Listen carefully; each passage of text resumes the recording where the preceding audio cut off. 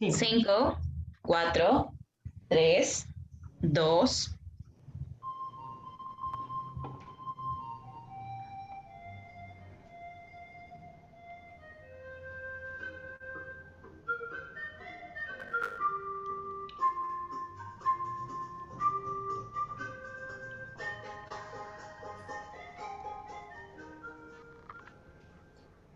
Bienvenidos a la primera Feria Virtual del Libro de Cusco Bicentenario 200 años de Independencia. Presentamos a Rocío Esquivel desde México, quien el día de hoy brindará una conferencia El Mezcal, una bebida de tradición. Y como presentadora tenemos a Mónica García Diego. Adelante, por favor. Muchas gracias, Miriam. De verdad es un placer estar una vez más aquí. Gracias por invitarnos, por recibirnos y sobre todo un agradecimiento muy, muy especial a la Feria Virtual del Libro, primera feria en Cusco, Perú. Y bueno, pues qué maravilla estar en un espacio tan histórico, con tanto que ofrecer al mundo de manera milenaria.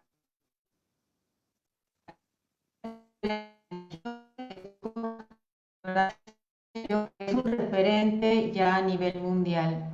Y el día de hoy, bueno, como parte de todos estos eventos maravillosos que incluyen, bueno, pues cultura, historia, tradición, letras, música, danza y todos los aspectos artísticos en los que nos podemos conectar como seres humanos desde el alma y desde el corazón, tenemos una presentación deliciosa, literalmente deliciosa y muy, muy especial. A mí me entusiasma sobremanera porque, bueno, pues porque trata sobre una bebida, un elixir maravilloso, originario de mi país, de México, y para ello tenemos a una persona que es extraordinariamente conocedora de este tema. Ella, bueno, ya la habrán conocido a lo largo de la feria porque ha tenido diversas presentaciones de alto nivel con poetas y conferencistas de diversos países. Ella es Rocío Esquivel, es teatrera, es escritora, es fotógrafa y es promotora cultural.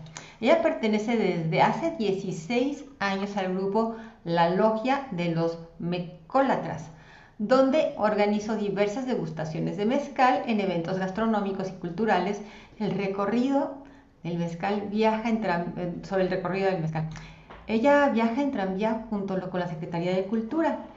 En 2015 inició una serie de conferencias sobre Mayagüel y sus elixires, el pulque y el mezcal, primeramente en el Templo Mayor de la Ciudad de México y posteriormente ha dado conferencias en San Miguel de Allende, en Cuernavaca, en Tepoztlán, Morelos, y ha dado diversas pláticas y saboreadas de mezcal en México y el extranjero. Este año fue invitada por el Seminario de Patrimonio Cultural de AS y del Instituto Nacional de Antropología e Historia a impartir una conferencia sobre el proceso de elaboración de un mezcal tradicional y no cualquier cosa.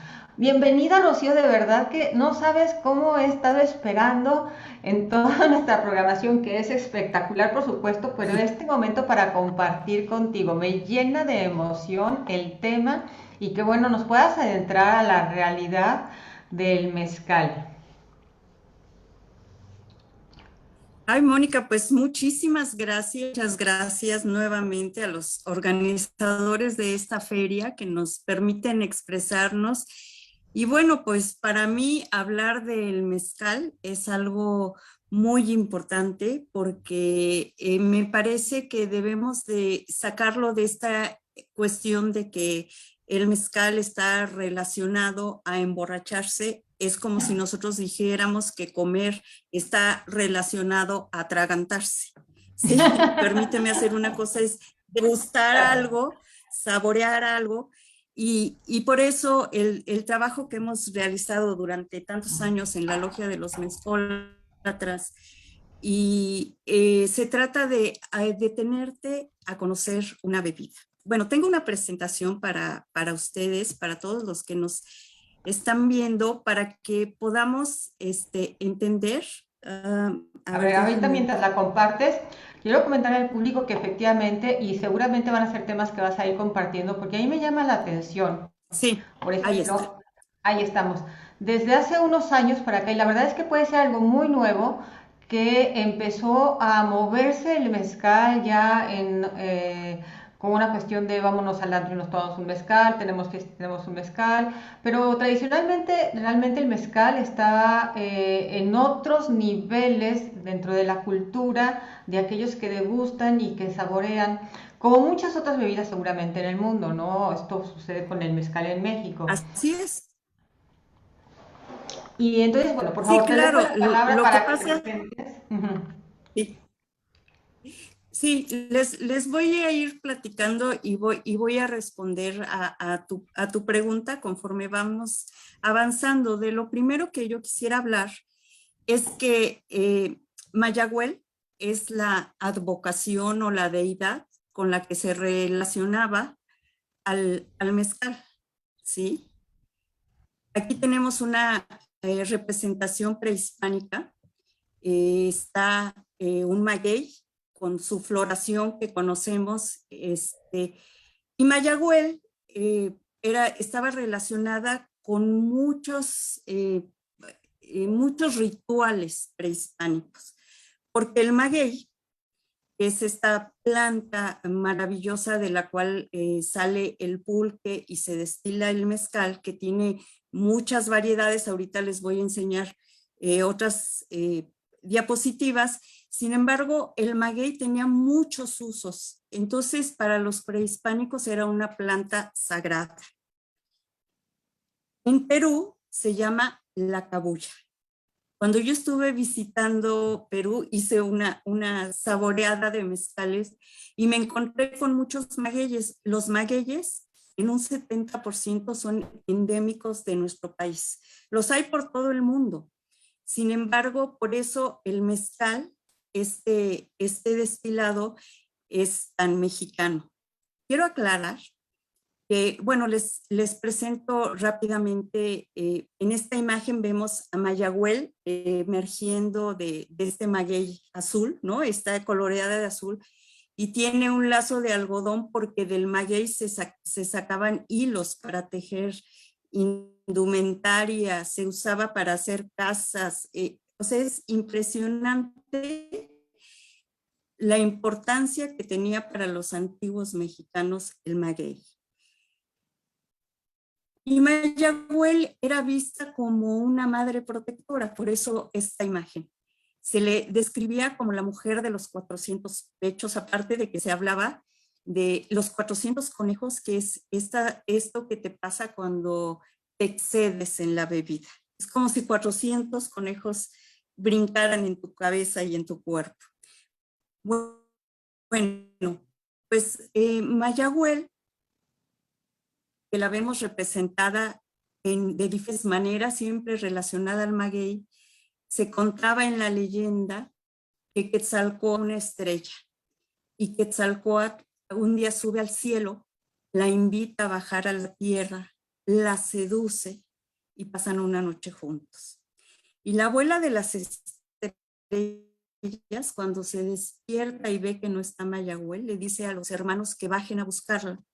Y entonces Mayagüel trata de esconderse, sus hermanos la descuartizan y queda el maguey, que es una estrella. Eso era lo que contaban los antiguos mexicanos. Y si nosotros observamos a los magueyes, que es una planta de verdad, son estrellas con diferentes formas, tamaños, sus hojas son de diferentes grosores, podemos ver estas estrellas. Bien, de esta planta maravillosa se hace el destilado de mezcal. Hay estudios que tratan de encontrar la destilación del mezcal en épocas prehispánicas. Lo que sí sabemos es que el destilador, que es un invento oriental, nos llega después de la conquista. Y bueno, aquí voy a responder un poco a tu pregunta. ¿Qué es lo que pasa? Pues como los pueblos van desarrollando sus comidas tradicionales de manera natural, de la misma manera, en los pueblos se empieza a destilar el mezcal. Si lo que hay en toda la República Mexicana son magueyes, pues es lógico empezar a hacer este destilado. Son 22 estados en la República Mexicana los que destilan mezcal.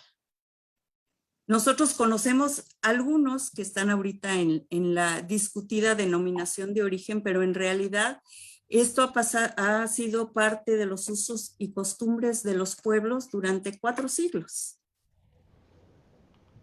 El mezcal, que luego me preguntan, oye, ¿y el tequila? Bueno, pues el tequila en un principio era un mezcal. Cualquier destilado de maguey es un mezcal, en náhuatl quiere decir maguey cocido. Tenemos, por ejemplo, que en la época de la conquista, regresando un poco a nuestras épocas prehispánicas, pues Mayagüel era una deidad y una manera de cristianizar fue relacionar al maguey y a su reproducción con la Santísima Trinidad. Y bueno, los españoles trajeron a una virgen que escondieron cuando estaban huyendo en la noche, en la noche triste. Escondieron en la oquedad de un maguey, que después fue encontrada por un indígena y pensó que esa virgen era Mayagüel. Entonces, aún a la fecha hay un grupo en Los Ángeles que siguen venerando o reverenciando a esta Mayagüel que se nos presenta ahora con la imagen de esta virgen. Bien, pues el mezcal, que es una bebida fuerte, es un aguardiente, solamente que el aguardiente es una bebida que se hace de caña. El mezcal tiene muchos sabores porque habiendo tanta variedad de planta, tanta variedad de tierras, no es lo mismo un maguey espadín que crece en el centro de la República Mexicana a uno que crece en el norte. Van a cambiar por las tierras y lo que se encuentre cercanos a ellos, los sabores, los aromas. Algo que nos ha interesado mucho y hemos organizado viajes para ir a visitar a los maestros mezcaleros, para conocer esta tradición, porque como mencionabas, Mónica, de repente, después de tanto tiempo de que se destila el mezcal se pone de moda y empezamos a tener algunos inconvenientes o bastantes. Entre ellos, que a la gente le interesa comercializar la bebida y no conocerla, no respetar su tradición de elaboración, simplemente empezar a rebajarla, empezar a bajarle los grados alcohólicos. Yo siempre hago una comparación y digo, imagínate que tú dijeras, oye, es que un queso Roquefort es muy fuerte, hay que bajarlo. Pues no puedes hacer eso, hay que respetar. El mezcal es una bebida fuerte, casi todo, bueno, cualquier destilado en el mundo, y destilados son whiskies y vodkas y rones, salen a 45 grados, son bebidas fuertes.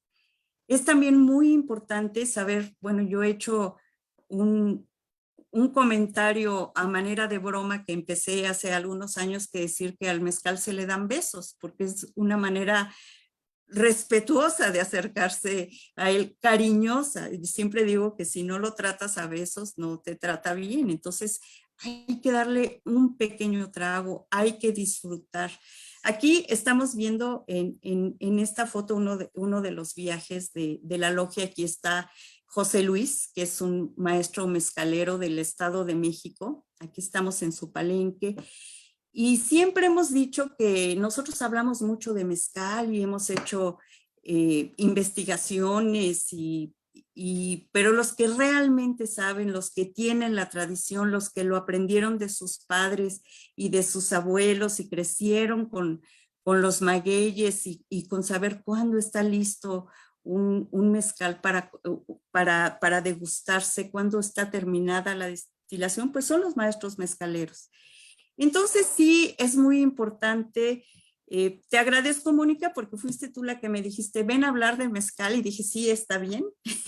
Es algo de lo que me gusta hablar muchísimo, por lo que comentaba en un principio, de verdad que darle unos besitos, con lo cual quiero decir unos pequeños tragos al mezcal, es algo que te reconforta, que te pone mágico. Ya hemos hecho algunas preguntas ahí de si le das unos besos al mezcal, ¿qué sientes? ¿Te relajas? ¿Disfrutas sus aromas? Aquí estamos en la Mixteca Poblana recolectando gusano de maguey. El gusano anida donde crecen las pencas. Entonces, para sacarlo hay que cortarle las pencas al maguey, por lo cual nada más hay días específicos en que se puede hacer. Ahí estoy yo con un gusano de maguey. Ahí estamos en una de las saboreadas de mezcales. Hemos hecho un trabajo en el cual se ha insistido muchísimo en respetar nuestra bebida como es, en darla a conocer, que la gente, o sea, nosotros en todos los años que hemos saboreado mezcales, que ya mencionaste que son 16 años, no hemos repetido un mezcal. Es inmensa la variedad. O sea, si en México hay más de 200 especies de magueyes, nosotros solamente hemos trabajado con 9 estados, ni siquiera hemos llegado a los 22 estados. Y esta planta, que además tarda en madurar, las más comunes tardan de 8 a 10 años, tenemos magueyes que tardan 15 años y algunos hasta 35 años. Entonces, la posibilidad de disfrutar un mezcal es casi infinita, porque depende del tipo de planta, del maestro mezcalero, ¿sí? Hay una serie de situaciones que nos permiten disfrutar esta bebida que de verdad hemos insistido mucho, y yo en lo particular he insistido en acercarla a la cultura, en ofrecerla en presentaciones de libros, en exposiciones, en conferencias, como algo que degustas, como algo que saboreas. No es algo para emborracharte, porque eso es otro tema. Y por supuesto que un mezcal, si tú te excedes, te va a emborrachar. Sin embargo, ¿por qué no te acercas de otra manera a él? De una manera, te dije, ¿no? Es como si tú quieres probar algo muy exquisito y comes poquito, no tienes por qué atragantarte, vas a perder el gusto. ¿Sí? Ay, sí, Entonces, ¿sabes qué? Aquí te quería comentar, si me das permiso antes de que por continúes. Espero que no supuesto. se meta mucho ruido de afuera porque justamente están trabajando, pero quería comentar porque cuando hiciste la pregunta de que tú qué sientes cuando pruebas el mezcal, dije, no, yo sí tengo que opinar al respecto. Yo no soy una persona que tome mucho de nada. Me gusta prácticamente el vino y hay algunas muy pocas bebidas. Incluso el tequila, desde siempre, cuando lo probaba decía esto definitivamente no es lo mío, ¿no? O sea, mi paladar y el tequila no se llevaban. Déjate tú que, o sea, no cero berrachera, si no soy una persona que tome mucho, bueno, aunque de joven sí me aventé bastantes fiestas y todavía de adulta, no es como que algo que me resuene, definitivamente. Pero con el tequila y con los sabores en general, con eso sí resueno, ¿no? Con este asunto de la degustación y precisamente por ello creo que el encontrarme con el mezcal cambió completamente la dimensión de lo que podría significar una bebida destilada en mi vida. Cuando lo probé dije, esto es otra cosa.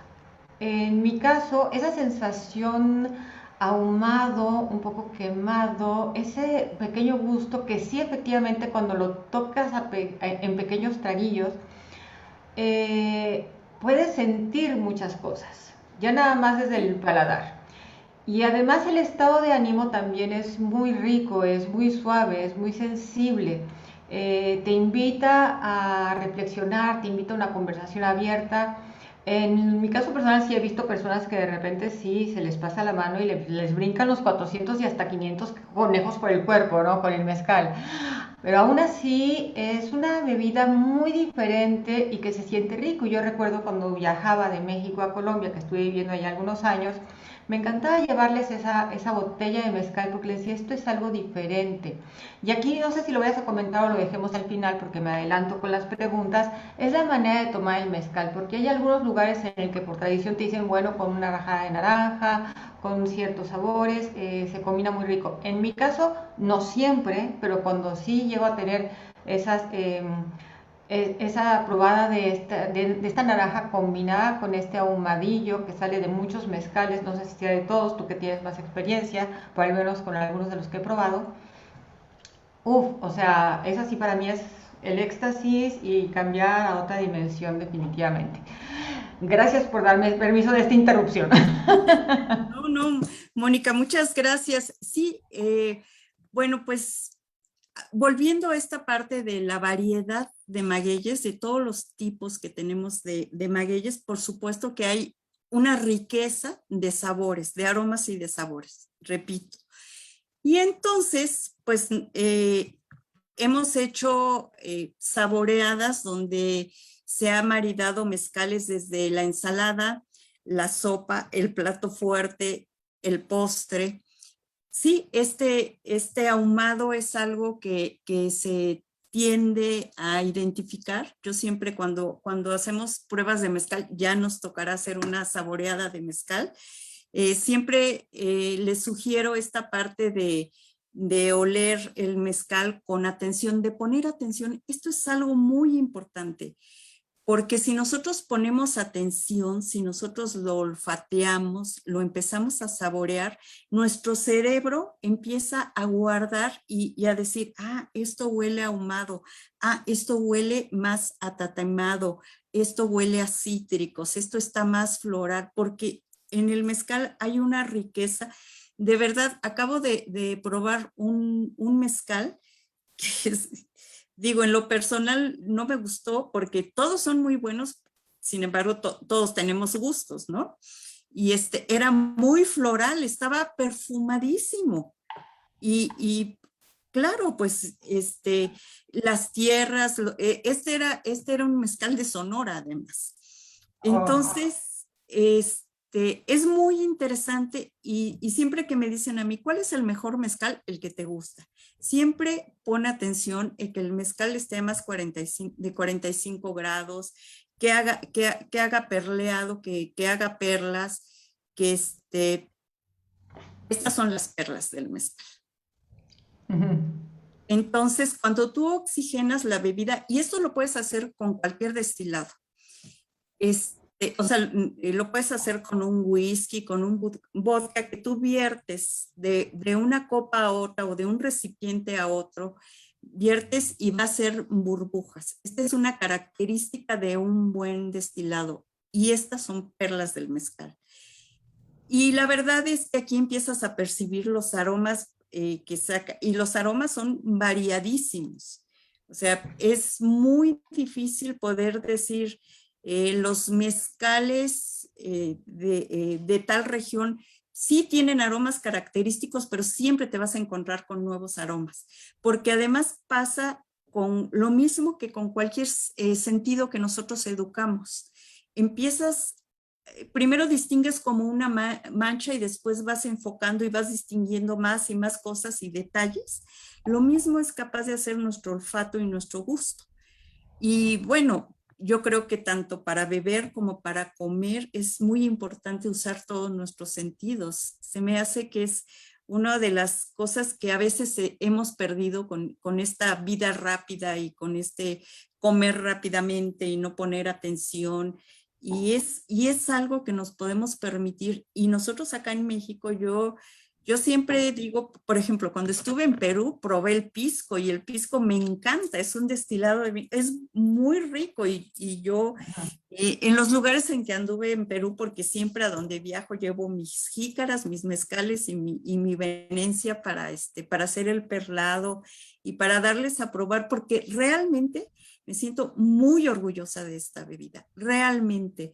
Y siento mucho que el tequila, de lo que le pasó es que se comercializó.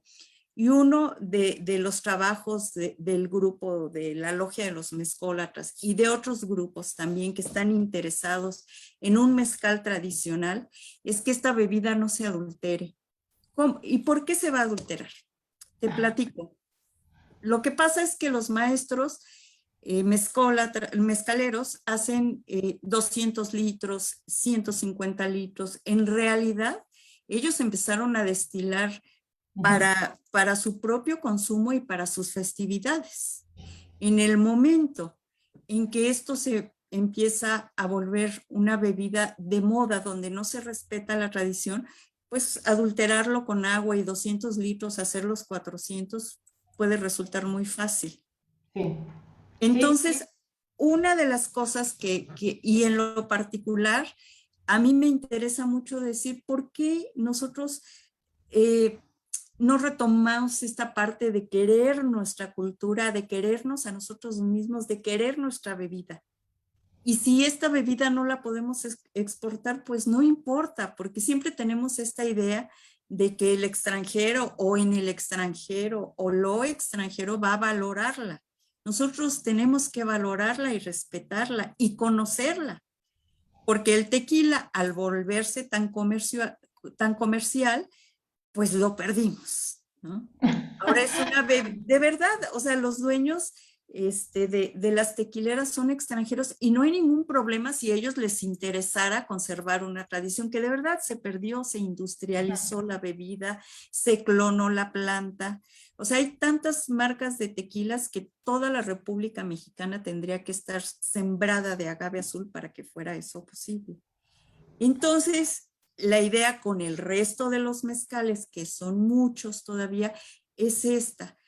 Conozcamos la bebida, disfrutémosla a besos. Es una bebida que además en los pueblos se usa para las festividades, para la festividad del pueblo y cuando hay bodas y 15 años y todo, se preparan mezcales especiales, como el mezcal de pechuga, por ejemplo, que es un mezcal que se prepara con pechuga de gallina o de pava en Oaxaca para el Día de Muertos. Al final del destilador se pone esta pechuga rellena de frutos de la región y como el mezcal sale muy caliente en la destilación, lo va cocinando. Este es el mezcal de pechuga. Es una tradición de nuestros pueblos. Y yo he visto en el aeropuerto que venden botellas como con un retoño de maguey y dicen mezcal de pechuga. Y bueno, los magueyes no son aves, no tienen pechuga. Entonces ni siquiera se toman la molestia de conocer la tradición y ya están tratando de comercializar un mezcal de pechuga. Estas cosas... Ok. Es que lo he escuchado tantas veces el tema del mezcal de pechuga. Te voy a dejar, ya no quiero interrumpir porque nos queda poco tiempo y está tan interesante todo lo que nos estás comentando, pero eso me da pie para tenerte en otra siguiente presentación. Vamos a continuar contigo, Rocío, para que vayamos hasta el final de esta extraordinaria entrevista. Claro que sí. Bueno, pues eh, hablando del perlado, ahí está lo que están viendo ahí es este carrizo, es la venencia, que esto es algo que se usa en Oaxaca también, el mezcal. Tiene una serie de cultura alrededor, porque si son 22 estados en los que se produce mezcal, pues cada lugares tienen sus usos y costumbres, su manera de revisar el perlado. Ve qué bonitas perlas. Además, las perlas van cambiando. Aquí tenemos una clase de venenciado. Ahí están las jícaras y todo el mundo aprendiendo con Cornelio Pérez. Miguel Ángel Partida, él tiene unos cuernos en la mano. Él tiene unos mezcales en Jalisco muy buenos. Y él hace el perlado vertiendo el mezcal de un cuerno de toro a otro cuerno de toro.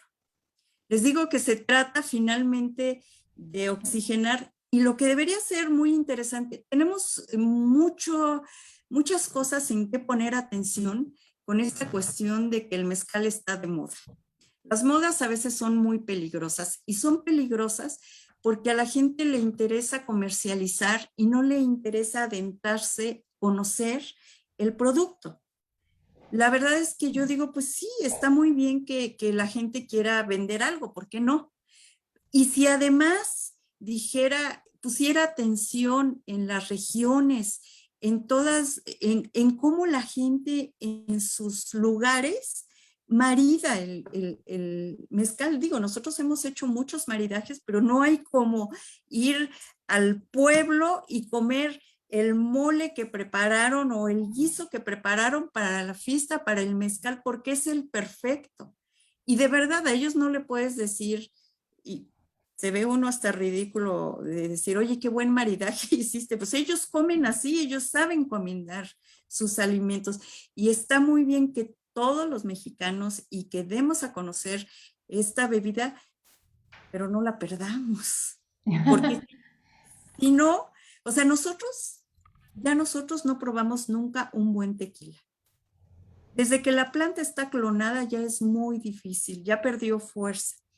Y bueno, está el ejemplo también del tobalá, que el tobalá es un maguey pequeño que se da en Oaxaca, en situaciones le cuesta mucho trabajo sobrevivir, crece entre peñas le cuesta trabajo agarrarse de la tierra, ¿sí? De ahí sale un mezcal muy bueno, el mezcal tobalá, que cuando el mezcal se empezó a poner de moda, alguien aprendió a decir, oye, ¿me traes un mezcal tobalá? Entonces empezó a haber mucha demanda por el mezcal tobalá, muy poca planta para cubrir esta demanda y lo que empezaron es a reproducir al maguey tobalá en invernaderos, lo que hizo una planta débil. Entonces, Claro, claro. entonces hay que tener mucho cuidado, ¿no? O sea, no se trata porque por ahí alguna vez me han dicho que no hay que ser tan exigente. Yo digo, pues, ¿por qué no somos exigentes con nuestra cultura, con nuestras bebidas? Queremos que esta bebida la prueben las futuras generaciones y si de repente esta bebida está en la mente de todos y todos quieren probar un mezcal, pues que conozcan un mezcal tradicional, que aprendan a saborear, que aprendan a disfrutar, a respetar a la planta, a respetar la tradición y que ayudemos también pues a sembrarla. Sería muy bueno que si nos tomamos unos mezcales muy a gusto con nuestros amigos, pues estemos en contacto también con la gente del campo y veamos cómo les podemos ayudar a reproducirla. O sea, los magueyes más comunes, repito, tardan de 8 a 10 años en crecer. Eso es muchísimo. Si tenemos magueyes que tardan 15 o 35 años, que otra vez podríamos hablar específicamente de los tipos de magueyes, de los tamaños, de los colores, porque realmente es una riqueza impresionante la que tenemos con su majestad el maguey. Con su majestad el maguey. Y la verdad es que sí, acabo de apuntar estos temas que nos quedan en el tintero, porque efectivamente hay mucho más que comentar y mi querida Rocío estarás invitada siempre, siempre, siempre, no nada Sí. más con el tema del mezcal, sino en todas tus actividades y por supuesto con todo el grupo de escritores y todo lo que nos has compartido aquí en la Feria Virtual del Libro. Y por supuesto que me encantaría seguir profundizando con el tema del mezcal, eso definitivamente. Desafortunadamente tenemos todavía el tiempo medido, afortunadamente porque hay mucho más que compartir todavía dentro de la Feria Virtual del Libro Cusco Perú. Tenemos una programación extraordinaria y exquisita como todos los días, así es que dejamos esta puerta abierta para Rocío Esquivel y que nos siga adentrando por la cultura y por la magia del mezcal, en verdad una bebida mágica, una bebida deliciosa, una bebida de tradición que despierta diferentes sentidos en nuestro paladar. Es algo único que personalmente no he encontrado en ninguna otra bebida. Esas tonalidades y esa tierra que nos arraiga de alguna manera, bueno, al menos es mi sensación, no lo he encontrado yo en otras bebidas que pueden ser exquisitas y sublimes. Y esta es, creo que su particular, una de las tantas particularidades que tiene el delicioso, mágico y maravilloso mezcal. Muchas gracias, Rocío, y muchas Muchas gracias a la Feria Virtual del Libro Cusco Perú. Gracias, Miriam, por acompañarnos, a los organizadores y fundadores y a toda la familia de embajadores culturales de la Feria Virtual del Libro que hacen posible estos deliciosos encuentros. Muchas gracias y continuamos con la programación.